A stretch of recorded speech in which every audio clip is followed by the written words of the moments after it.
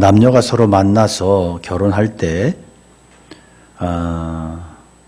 결혼하기 전에 처음 만나 연애할 때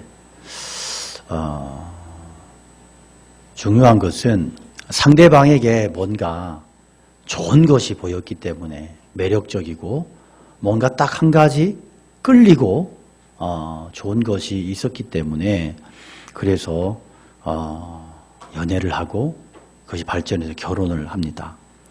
만약 서로에게 좋은 점이 발견되지 않는다면 만날 일도 없고 끝까지 서로가 남남일 것입니다.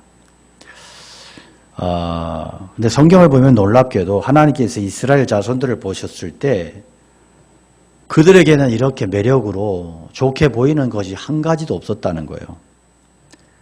어딘가 좋은 구석이 있어야 그들과 함께 지내면서 복도 주시고 그들 통해서 다른 나라의 복도 임하게 하실 텐데 유감스럽게도 그들을 좋아할 수 있는 구석이 단 한 군데도 없었습니다. 하나님께서 그들을 좋아하실 이유가 하나 있다면 그들의 조상에게 내가 그들을 복주했다 말씀하신 그 약속밖에는 아무것도 없었어요. 하나님께서 이스라엘 백성들을 좋아하실 수 없었던 이유는 그들에게 거룩이라고 하는 개념이 없었기 때문입니다. 마치 온 집안이 오물이 널려 있는 것처럼 그들의 생각은 항상 더럽고 추하고 악한 것으로 가득 차 있었습니다. 그래서 우선 하나님은 그들의 집 한가운데서부터 청소하시기 시작했습니다. 바로 그것이 그들 한가운데 있게 될 성막입니다. 그리고 이제 이 성막에서 하나님을 만날 제사장을 철저하게 정결케 하십니다. 이것은 제사장이 더러워지면 하나님께서 그들과 만나서 이야기하실 그 기회조차 없어지기 때문입니다. 다른 백성들이 좀 더러워도 제사장만이라도 거룩하면 하나님은 이들을 통해서 저들을 깨끗하게 하실 수 있죠. 그러나 제사장부터 더러워지면 다른 이스라엘 백성들을 회복시킬 수 있는 길이 없어요. 방법이 없어요. 그래서 하나님은 대제사장 아론과 그의 아들들의 제사장 위임식을 일주일에 걸쳐서 진행하십니다. 그렇게 함으로써 이들만이라도 하나님께서 좋아하실 만한 그 구석이 되게 하셔서 그래서 계속 이스라엘과 만나고 사귀며 그들을 만들어 가시기 위해서였습니다. 하나님께서 대제사장 아론과 그 아들 제사장들에게 일주일 동안 유임식을 하라고 요구하신 것은 다른 게 아닙니다. 그것은 일주일 내내 단 위에서 속죄제를 드리면서 제단 그 자체를 거룩하게 하시는 거였습니다. 35절 6절에 보면 너는 내가 네게 한 모든 명령대로 아론과 그의 아들들에게 그같이 하여 이레 동안 유임식을 행하되 매일 수송아지 하나로 속죄하기 위하여 속죄제를 드리며 또 제단을 위하여 속죄하여 깨끗하게 하고 그것에 기름을 부어 거룩하게 하라. 자, 그들이 할 일은 제단 위에서 계속 속죄제를 드리는 거예요. 그런데 이 속죄제는 이스라엘 백성들의 죄를 대속하는 것도 있지만 그 단 자체를 거룩하게 하기 위해서였어요. 그래서 속죄제를 드리고 또 이 제단에 피를 뿌리고 기름을 붓는 일을 일주일 내내 하게 하십니다. 우리는 이게 잘 이해가 되지 않아요. 아니 그까짓 단이 뭐가 그리 중요하다고 일주일씩이나 단을 정결케 하는 그 일을 계속 반복하게 하시나. 하나님은 지나칠 정도로 이렇게 단을 정결케 하라고 하시느냐. 이스라엘 백성들이 자기들의 죄를 위하여 속죄제를 드리는 이 단은 하나님께서 그들을 좋아하실 딱 마치 남녀가 만날 때 저 사람에게 저런 매력이 있다. 저 좋은 것이 있다. 그래서 그를 좋아하는 것처럼 이 바로 단은 하나님께서 이스라엘 백성들을 좋아하실 수 있는 그 하나의 좋은 점이었다는 거예요. 그래서 하나님은 그들을 좋아하실 수 있는 이 유일한 접촉점이 인간들의 정욕에 의해서 더럽혀지지 않도록 몇 차례에 걸쳐서 안전장치를 하세요. 만약 하나님께서 제단을 보기 싫어하신다면 그때부터는 이스라엘 백성들을 만날 이유도 없고 그들을 사랑해야 할 이유도 없는 거예요. 그래서 대제사장과 제사장이 해야 할 일은 하나님께서 이 백성들을 미워하시는 일이 없도록 그 최소한도의 그 좋은 점을 지켜내고 유지하고 붙드는 것이었습니다. 37절에 너는 이레 동안 제단을 위하여 속죄하여 거룩하게 하라. 그리하면 지극히 거룩한 제단이 되리니 제단에 접촉하는 모든 것이 거룩하리라. 하나님은 이 단에서부터 하나님의 은혜가 확산되어 나가기를 원하셨어요. 이 단에서 자기 죄를 고백하고 눈물 흘리는 모습에서부터 시작해서 이스라엘 백성들의 모든 것을 사랑할 수 있게 되기를 원하셨습니다. 그래서 하나님은 이 단을 지극히 거룩하게 하시고 이제부터 이 단에 접촉하는 모든 것들은 다 깨끗하게 하도록, 깨끗게 되도록 그렇게 하셨어요. 하나님이 이 단을 이렇게 정결케 하신 것은 하나님이 무슨 결벽증이 있든지 인간이 만든 단이 부정하기 때문이 아니고요. 하나님께서 알고 계신 것은 인간이 얼마나 이 부패한 본성이 타락한 인간이 얼마나 더럽고 치사하고 불완전한 존재인지를 아시는 거예요. 그래서 이렇게 분명하게 단을 거룩하게 해놓지 않으면 금방 이 단에 다른 엉뚱한 짓을 하고 다른 제물을 드리고 그래서 하나님으로 하여금 이스라엘 백성들을 사랑할 수 있는 그 근거 자체를 파괴시킬 것을 하나님이 알고 계셨다는 거예요. 이 사실이 곧 증명이 됩니다. 모세가 산에서 내려오자마자 그가 보게 되는 것은 금송아지에게 제사 드리는 아론과 그 백성들의 모습이었어요. 바로 이겁니다. 이런 식으로 철저하게 구별하지 않으면 이 제단은 금방 다른 신의 이름으로 제사를 드리거나 혼합주의 신앙이 막 뒤섞여 버려가지고 그래서 하나님께서 받으시기는 고사하고 역겨운 죄를 더하는 그런 엉터리 제사 예배가 될 거예요. 그러면 하나님은 더 이상 당신의 백성들을 사랑할 수도 없고 함께 거할 수 없게 되는 거예요. 하나님께서 우리와 함께 계시면서 우리에게 은혜를 주시는 것은 우리가 잘났거나 어떤 매력이 있어서가 아니에요. 결코 아닙니다. 우리는 너무나 부족한 게 많고요. 우리는 얼마나 성질머리도 다 더럽고 괴팍한지 몰라요. 그러니까 서로가 좋은 면, 좋은 모습 보일 때는 굉장히 좋은 것 같죠. 조금만 제 자존심만 상해도 쓰레기 같은 말 막 쏟아냅니다. 그렇게 더럽고 치사하고 괴팍한 인간들이 우리야. 그러니까 잘난 게 하나도 없어 자랑하려고 그러면 안 돼. 그럼에도가 중요해요. 그렇게 못나고 성질머리도 더럽고 교만에 빠지고 정말 어떻게 손댈 수 없는 더러운 인간 죄인이지만 하나님 앞에서 그래 주님 저는 죄인입니다. 정말 저를 불쌍히 여겨달라고. 그 믿음, 그런 진실하게 고백할 수 있는 그 믿음, 나를 솔직하게 하나님께 드러내놓고 그렇게 고백할 수 있는 그 믿음, 그것 때문에 하나님이 우리를 사랑해 주신다는 거예요. 그리고 그런 마음으로 하는 모든 것들을 하나님께서 사랑해 주시고 받아주시고 은혜를 베풀어 주신다는 거예요. 그래서 성경이 뭐라고 말씀해요? 믿음으로 하지 않는 모든 게 죄다. 믿음으로 하지 않는 모든 게 죄다. 이 명절은 무슨 얘기예요? 그러니까 아무리 좋은 일이고 아무리 훌륭한 일이고 아무리 근사한 일이라더라도 이 겸손한 마음으로 주의 긍휼을 구하고 은혜를 구하고 자신의 부정함을 고백하면서 그런 믿음을 가지고 하지 않는 모든 일은 그 속에 있는 동기들이 너무 가증스럽고 더럽더라. 지저분하더라. 이걸 하나님이 아시는 거예요. 그래서 제가 늘 가끔 말씀드리지만 우리는 얼마든지 믿음을 가장해서 자기 자랑하고요. 얼마든지 신앙 좋은 척하면서 그런 이중적인 인격을 가지고 사람들 앞에서 겸손한 척도 할 수 있고요. 정말 믿음 좋은 척도 할 수 있고요. 사람들은 다 속아요. 가끔 속기도 하고 목사도 속여요. 그런데 하나님은 그 모든 것들을 다 아셔요. 다 아신다. 그렇기 때문에 믿음으로 하지 않는 모든 것은 죄다. 이 명제는 진리가 되는 거예요. 교회가 굳게 붙들어야 되는 게 뭐예요? 그것은 예수님의 십자가, 그것을 의지하는 믿음이에요. 오직 믿음이에요. 오직이라고 하는 말은 뭐예요? 우리의 선행과 자존심과 어떤 나의 어떤 능력과 의지와 이런 것들이 들어갈 틈바구니가 없는 게 오직 아니에요? 이 오직이에요. 오직 믿음. 그러니까 남들보다 좀 못해도 괜찮고 남들보다 덜 똑똑해도 괜찮아. 그냥 그리스도를 의지하는 믿음만 있으면 하나님은 우리를 사랑하실 이유가 있다.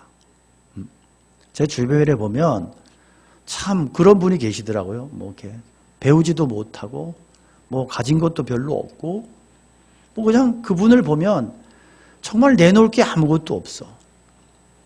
그런데 그분을 만나면 참 기분이 좋아.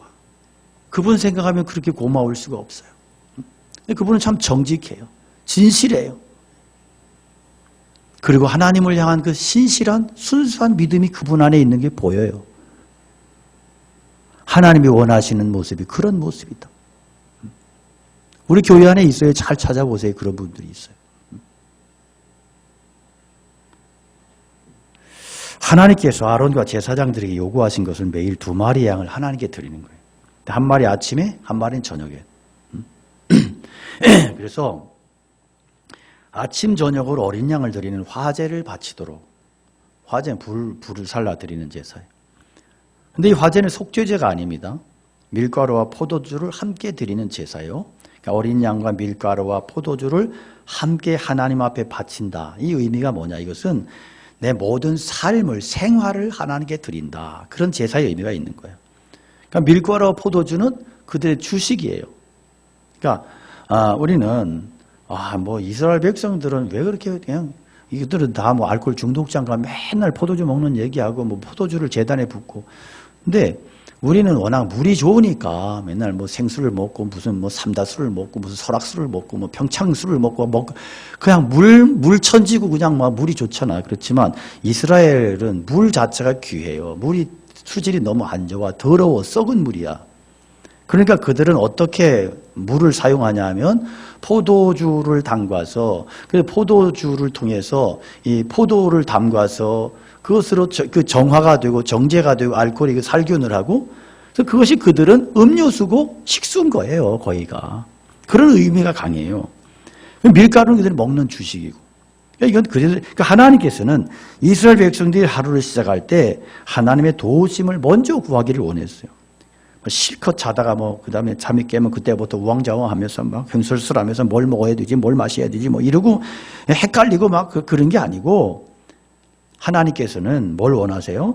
아침에도 하나님 앞에 예배드리면서 그래 오늘도 하나님께서 우리에게 먹을 것을 주시고 마실 것을 주시겠지.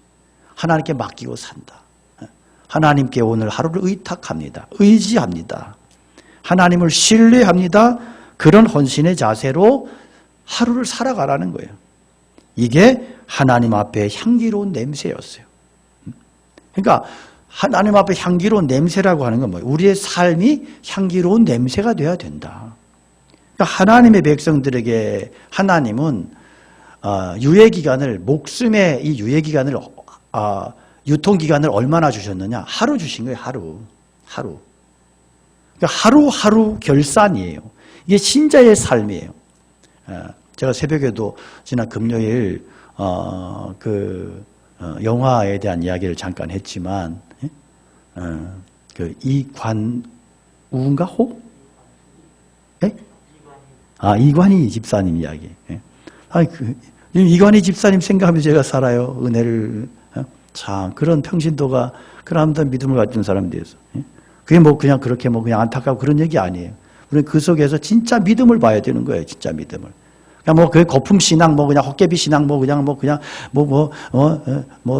손 들고 하면 손 내리고 하면 신발 벗어들고 하면 그런 면에서 헷갈리고 생각도 오면 그런 맹탕 신앙이 아니라 신앙의 뭔가를 발견해야 돼, 거기서. 근데 정말 그분이 그러잖아요. 하루하루를 감사한다. 하루하루를 감사하며 고통 속에서 참아내며 하나님의 은혜를 붙들고 고백하며 살아가는. 사역자들하고 그런 이야기를 하도 어떤 사역자들이 많이 울었어요, 같이. 그래서 그런 고백을 하더라고요. 하루가 그렇게 중요하고 소중한지 몰랐는데 그 집사님의 고백을 들으면서 너무 많이 회개했다는 거예요. 하나님에게 이렇게 엄청난 날들을 내가 감사도 없이 살았구나. 그래서 하나님 앞에서 우리의 인생의 유예기간은 한 날이라고. 근데 우리의 불행이 뭐예요? 앞으로 자기가 100살을 살지도 모른대요. 그래서 지금까지 수십 년 동안을 쌓아놓겠다는 거예요. 주님 분명히 말씀하셔요. 어리석은 자요. 오늘 밤 내가 너의 영혼을 다시 너의 영혼을 찾으리니 네가 준비하고 욕심껏 쌓아놓은 건 누구께 두겠니? 주님의 말씀 앞에는 언제 우리가 관심이 있었습니까? 관심이 없지. 이렇게 살아가는 것. 그래서 염려하고 늘 근심하고 삐치고 시험 들고 이것 자체가 뭐예요? 교만인 거예요. 그래서 교만과 불신앙은 동급인 거예요. 왜 믿음이 없느냐? 교만해서 그런 거예요. 왜 교만하냐? 믿음이 없는 거예요. 그러니까 하나님은 하루하루를 그렇게 살고 하루를 그렇게 시작하고 마칠 때도 그렇게 결산하면서 저녁을 마치라는 거예요. 그래서 아침의 제사, 저녁의 제사. 아직도 마치지 못한 게 있어. 아직 걱정스러운 게 해결되지 못한 문제가 많아. 그렇지만 하나님께서 은혜 주신 범위 안에서 오늘도 하루를 살았습니다. 하나님, 오늘 이렇게 살았네요. 그래, 오늘 하루도 감사하게 살았습니다. 결산하고 하나님 앞에 하루를 끝내라. 이게 제사장의 삶이라고요. 왕 같은 제사장의 삶이라고요. 왕 같은 제사장, 그러니까 뭐 왕에만 꽂혀가지고 막 천지를 다 주시옵소서 이러고 막 악을 쓰고 그러지 말고 제사장이면 제사장답게 살고 제사장에게 주어진 의무와 사명을 기억해야 되는데 제사장은 어떤 사람이냐? 아침에 예배, 저녁에 예배. 모든 삶을 하나님께 드리고 맡기고 신뢰하는 그 삶이 제사장의 삶이에요. 그러니까 하나님은 시작과 끝의 하나님이에요. 그래서 우리의 삶을 그렇게 결산하는 자세로 하나님 앞에서 향기로운 냄새가 되는 인생을 살아가라 그거예요. 향기로운 냄새니라. 우리의 삶의 제사가 향기로운 냄새가 돼야지 역겨운 냄새, 썩은 냄새 되지 말라는 거예요. 여러분, 우리가 하나님의 것이에요. 하루하루 하나님의 은혜로 살아갈 것이에요. 그래서 우리 인생은 우리가 내 인생 내가 사는데 누가 뭐래. 그거는 이제 술 먹고 주정하는 어떤 불신자의 얘기고 그리스도인의 고백은 뭐예요? 내 인생은 누구의 인생이에요? 주님의 인생이에요. 주님의 것이라며요. 그리스도인이라며요. 성도라며요. 그런데 왜 그렇게 안 사느냐는 거예요. 왜 그것은 의식이 없느냐는 거예요. 그러니까 내 인생이 아니에요. 누구 인생? 주님의 인생이에요. 주님의 인생으로 살아가라는 거예요. 이게 신앙의 신자의 삶이라고. 주님의 것으로 주님의 인생을 살아드리는 것이 성도의 삶이다. 내게 어디 있어요? 그리스도인에게 내게 있어요? 왜 자꾸 내 거를 고집해요? 그게 아니란 말이에요. 그러니까 성도의 삶은 바울 사도가 늘 어떤 고백? 나는 그리스도 예수의 종이다. 예수의 종이다. 그리스도의 종이다. 주의 종이다. 이 말은 무슨 말이에요? 종놈에게 뭐가 있어요? 그 종이라고 하는 말보다 노예라고 하는 말이 더 정확해요. 노예? 노예 아시잖아요. 우리 종 그러면 옛날에 뭐 하인, 마당쓸도 하인 생각하니까 자꾸 신앙이 헷갈리는데 그 정도는 굉장히 존대를 받았던 거예요. 우리나라의 하인은. 우리나라 하인은 어떤 해학적인 의미도 있잖아요. 주인이 이렇게 야단치고 그러면 머리 긁으면서 어쩌고저쩌고 말대꾸도 하고 말이죠. 그리고 빗자루 가지고 주인이 주인이 뭐라고 마음에 안 들으면 마당도 빗자루로 여기저기 흔적만 내놓고 그리고 다 쓸었다 그러고서 한 번 더 쓸까요? 이게 재미가 있단 말이에요. 그런데 노예라고 하는 것은 그렇게 어떤 해학적인 어떤 그런 게 없는 거예요. 노예는 비참한 겁니다. 비참한 거예요. 내 것이 하나도 없는 거예요. 그것이 바로 제사장의 삶이에요. 주의 종, 주의 하나님의 노예의 삶이에요. 그래서 우리가 기억할 것은 내가 주인인가? 내가 노예인가? 우리가 주인 행세를 하니까 문제가 생기는 거예요.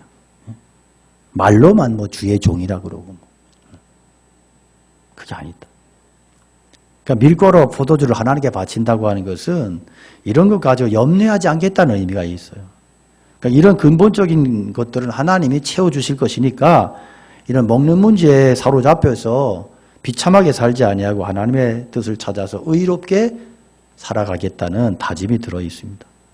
그러니까 우리가 하루의 시작과 끝이 분명해야 돼요.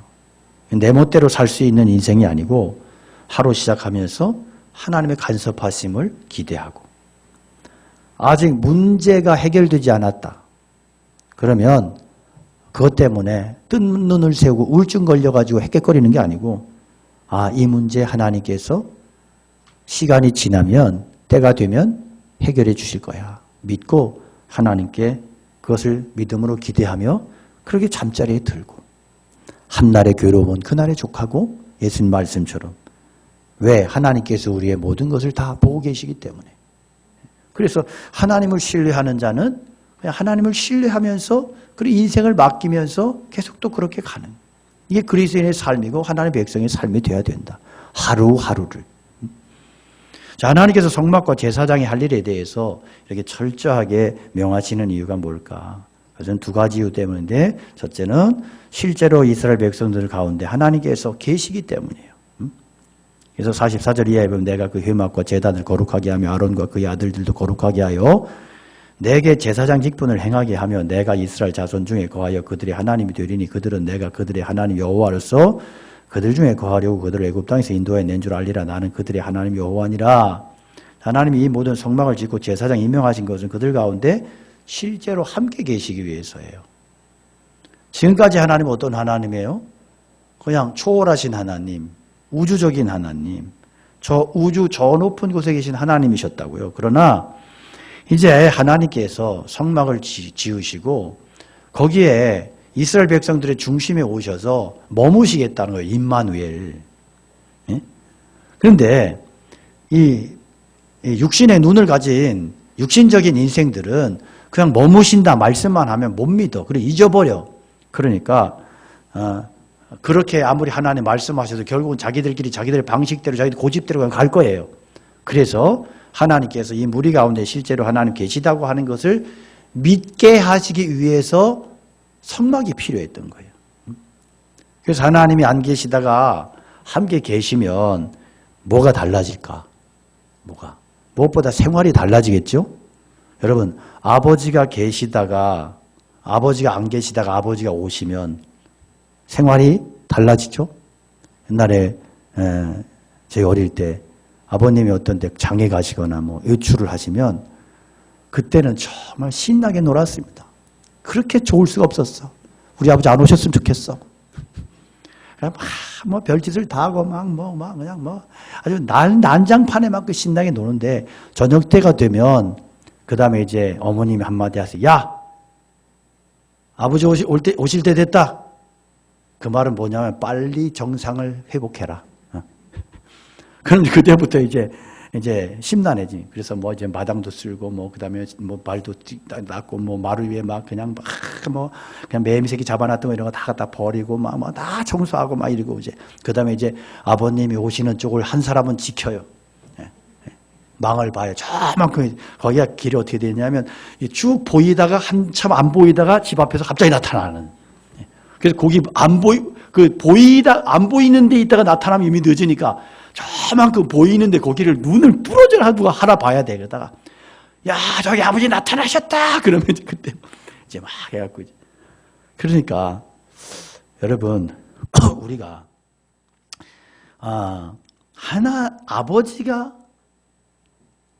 안 계시다가 계시면 아무래도 달라질 수밖에 없고 삶이 생활이 달라지고 아버지에게 매이게 되고 인사도 해야 되고 아버지 허락도 맡아야 되고 아버지가 뭐라고 못하게 하는 건 할 수 없고 그렇게 돼야 되는 거죠. 결국 이스라엘 백성들도 하나님을 아버지로 모셔 하나님이 거기에 진중에 계시고 그들의 삶의 공동체 가운데 계시면 달라질 수밖에 없는 거예요. 이제는 그들 마음대로 살 수가 없어. 그 하나님이 굉장히 엄격하신 하나님이죠. 거룩하신 하나님이죠. 저희 아버님도 엄청 엄격하셨고요. 하나님은 굉장히 엄위하신 하나님이시오. 그러면 이 하나님이 그들과 함께 사는 게 불행이요, 행복이요? 예? 대답도 못하셔. 마스크 써놓으니까 아주 배짱만 늘었어요. 행복이죠. 복 중에 복이죠. 그런데 하나님이 그들과 함께 사시는 것은 불편해요, 편해요? 예? 누가 편하대? 엄청 불편하지. 불편하지. 어떤 분이 그러더라고요. 주님과 함께하는 시간, 행복해요. 이렇게 실제로 그렇게 살아봤대요. 아침부터 새벽부터 주님을 계속 묵상하고 주님을 계속 묵상하고 기도하고 주님의 임재 막 이런 걸 계속 신경 썼더니 저녁에 몸살이 났대. 너무 스트레스를 받아가지고. 여러분, 하나님이 함께 사시는 것이 불편해. 내 마음대로 할 수 있는 게 아무것도 없어. 그럼에도 불구하고 이스라엘 백성들은 하나님을 모시고 살아야 돼. 왜냐하면 하나님께서는 오래전부터 그렇게 해서 온 세상에 하나님을 나타내시고 그들에게 하나님을 바로 알리시기를 원하셨기 때문이에요. 하나님께서 굳이 이렇게 함께 사시지 않아도 이스라엘 백성들을 구원하시려고 그러면 얼마든지 구원할 수 있을 거예요. 그러나 굳이 하나님께서 이렇게 불편한 동거 방법을 택하신 것은 하나님께서 어떤 분이신가를 이 백성과 다른 이웃 백성들에게 충분히 알리기 위해서예요. 여러분, 교회는 그리스도의 전이요 성령의 전이에요. 우리가 모일 때마다 기억할 것은 항상 하나님의 영이 우리와 함께 계신다는 사실이에요. 우리들만 모이는 게 아니에요. 그래서 집이나 다른 곳에서 친척들이나 친구들끼리 모이는 식으로 모여서는 안 된다는 사실을 여러분 분명히 기억하셔야 돼요. 그러니까 여러분 교회 예배에 나오셔서 요즘은 그런 속상한 모습이 별로 덜 보여서 이 코로나의 유익인지도 모르겠어요. 요즘은 뭐 이렇게 마스크들 서로 썼으니까 뭐 서로 막 이렇게 잡담을 안 하잖아. 마스크 쓰기 전에 얼마나 잡담들을 하시는지 권사님들 특히나 하죠. 오랜만에 만났다고. 오랜만에 만난 것도 아니야. 엊그제 뭐 벌써 세일 모임 때 벌써 3시간 만났어. 그래도 교회 오면 또 얘기를 하려고 막 그러고 막. 하나님은 안주게도 없고. 이런 식이 되면 안 된다는 것을 알아야 된다. 하나님께서 우리 안에 계신다는 사실은 하나님께서 우리를 통해서 당신을 나타내고 싶어 하신다는 것을 뜻하는 거예요. 하나님께서 우리가 하는 여러 가지 것들을 통해서 하나님의 성품과 뜻을 표현하시고 성취시켜 나가시기를 원하세요. 이게 되지 않으면 성령의 전이 아닌 거예요. 그래서 예수님께서는 라오디게아 교회를 향해서 문을 열어라. 문을 열어라. 그러니까 니들이 무언가 나름대로 열심히 하고 있기는 한데 문을 잠가놓고 지들 마음대로 자기들끼리 쑥덕거리면서 지들끼리 그렇게 살아고 지들끼리 교제하고 그런 예수님은 거기에 참된 주님의 교제가 없다고 하는 것을 분명히 말씀하셔요. 그 교회에서 하고 있는 일은 자기들끼리 뭐 기분 내고 자기들끼리 열심히 내서 뭐 자기들끼리 하는 것이지 주님께서 원하시는 그러한 진정한 교제, 풍성한 그러한 잔치는 아니라는 것입니다. 여러분, 우리가 모일 때 주님이 임하십니다. 우리는 이러기를 간절한 마음으로 원해야 되는 거예요. 그래서 우리의 고집과 교만이 우리의 공동체로부터 주님을 몰아내지 않도록 겸손한 마음을 달라고 기도하는 마음으로 늘 모여야 되는 것입니다. 하나님은 함께 하기만 하는 게 아니라 분명하게 말씀해 주세요. 42절에 보면 이는 너희가 대대로 여호와 앞 회막문에서 늘 드릴 번제라. 내가 거기서 너희와 만나고 네게 말하리라. 내가 거기서 이스라엘 자손을 만나리니 내 영광으로 말미암아 회막이 거룩하게 될지라. 자, 누군가 함께 있기는 한데 늘 말씀이 없다면 답답할 거예요. 도대체 그 사람 생각이 뭔지 궁금할 거예요. 견딜 수 없을 그러나 하나님은 침묵하시는 하나님이 아니시고 말씀하시는 하나님이시다. 하나님 말씀하신다는 사실이 얼마나 중요한지 몰라요. 왜냐하면 이 말씀 한마디가 인간의 모든 추상과 가상과 허구성을 다 허물어 버리고 그리고 바른 진리를 세우시기 때문에 하나님은 분명히 우리를 만나시고 우리에게 말씀해 주세요. 그래서 하나님의 말씀은 모든 거짓된 것들, 모든 미신의 두려움들을 다 몰아내 주세요. 그래서 하나님 말씀이 없으면 우리 모든 걸 다 두려워하고요. 그래서 기독교인들도 신앙인들도 하나님의 말씀을 추구하지 않는 신자들은 나중에 가면 이상하게 미신적인 믿음으로 많이 갑니다. 말씀이 그리 중요한 거예요. 그래서 모든 거짓된 것들이 막 대단하게 보이고 그래서 하나님의 말씀이 없으면 다른 모든 것들이 그 사람을 지배하기 시작하는 거예요. 저는 교회를 수십 년 다니지만 교회를 수십 년 다니면서도 우상 미신 하나 버리지 못하고 그렇게 살다 죽는 사람들 저는 수도 없이 봤어요. 어릴 때부터. 그래서 저는 직분에 대한 신뢰가 별로 없어요. 목사도 저는 신뢰하지 않아요. 왜? 목사 엉터리 많더라고. 장로님 저 신뢰 못해요. 권사님 안수집사 또 너무 심하게 얘기한다 그랬네요. 제 아내가. 그렇게까지 얘기할 게 뭐 있나. 근데 신뢰할 수가 없어, 사람은. 그러니까 보면 뭐 이상한 짓도 아니에요. 제가 엊그제도 세미나 모임 내려갔다가 거기 그 주인 숙소에 있는 그 주인 이야기를 들었는데 그 건축업자 장로한테 몇 억을 띠킨 거예요. 그런데 건축업자 하는 사람 중에 장로가 제일 많고요. 장로 중에 사기꾼이 제일 많은 거 아시죠? 그래서 다 그렇다는 건 아닌데요. 이게 그 물이 그렇더라고요. 그 물이. 장로라 그러는데 신앙도 아무것도 없고 사기치고 남의 돈 띄어먹고 이런 사람이 너무 많은 거예요. 왜 이렇게 됐을까? 이런 사람에게 말씀이 없어. 말씀이 전혀 없는 사람. 하나님을 신뢰하는 사람이 아니야. 그러니까 그런 사람들은 결국은 뭐예요? 돈이 우상인 거예요. 다. 돈덩어리가 우상이고 그게 절대적인 것이고 그게 얼마나 불행한 인생이에요.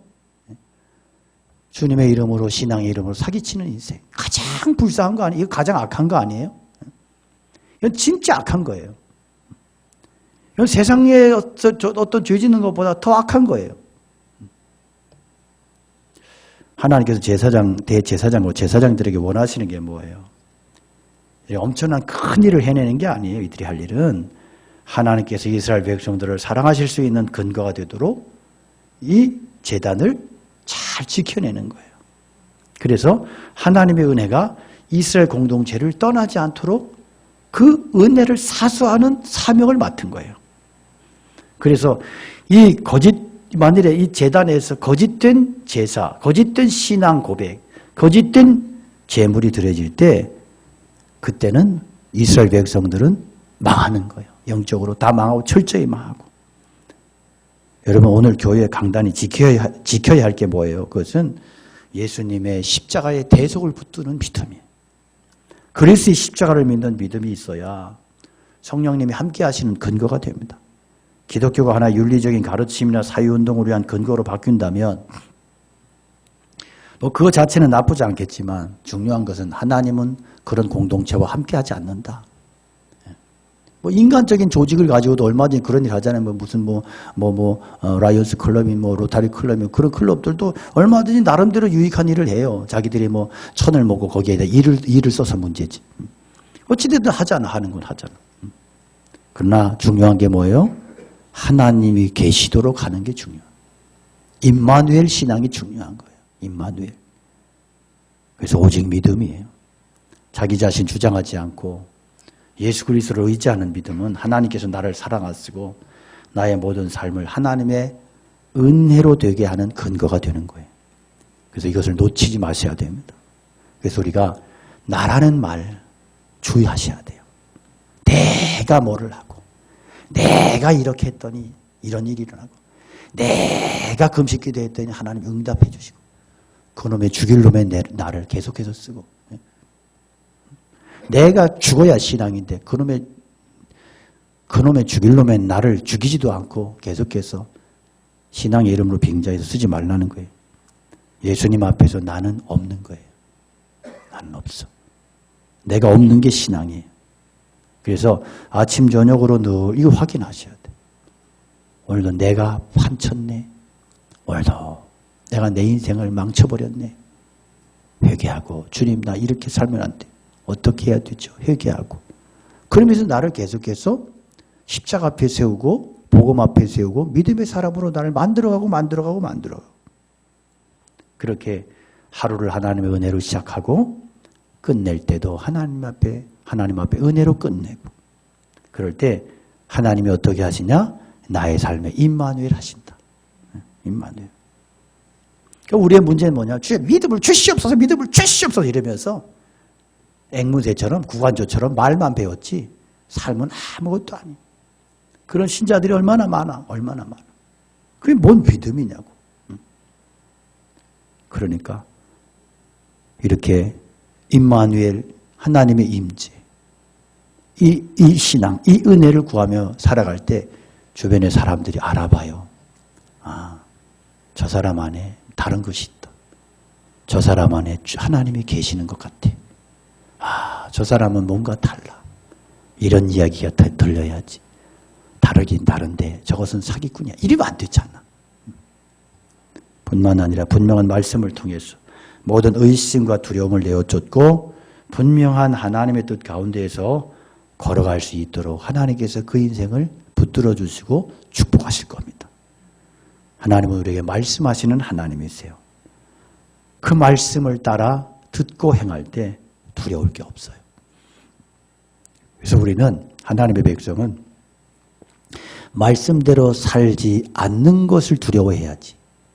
다른 걸 두려워하면 안 돼. 말씀대로 살아가면 두려움이 사라져.